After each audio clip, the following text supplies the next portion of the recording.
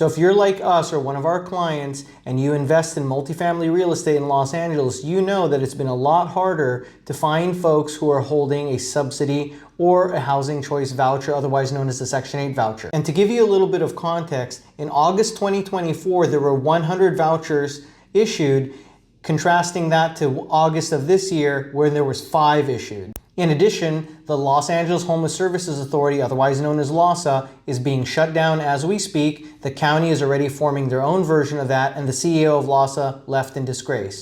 So how exactly did all this happen? During COVID, the California governor and the state of California decided to spend $150 million of our taxpayer money on Project Roomkey.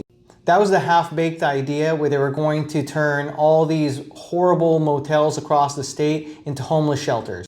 Sounds great on paper. Let's take people off the streets. Of course, if they're living under a bridge or in an overpass or wherever, of course they would want to walk into a hotel, right? But of course, they forgot human nature and free will. People didn't want to just abandon their pets and all their belongings and the community that they know and just the lifestyle that they lived in and move into a motel shelter.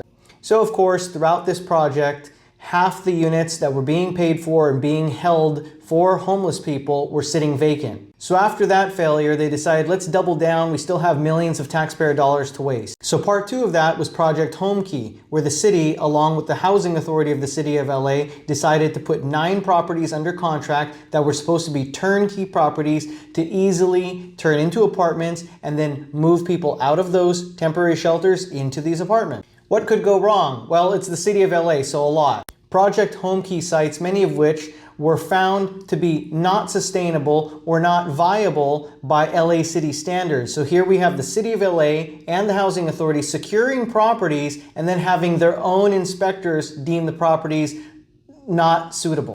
That in conjunction with city-sponsored affordable luxury apartments like the one that they built in Santa Monica, roughly $800,000 to $1 million per door for 40 units max. With well over 70,000 people on the streets, I'm sure they're going to end homelessness with 40 units.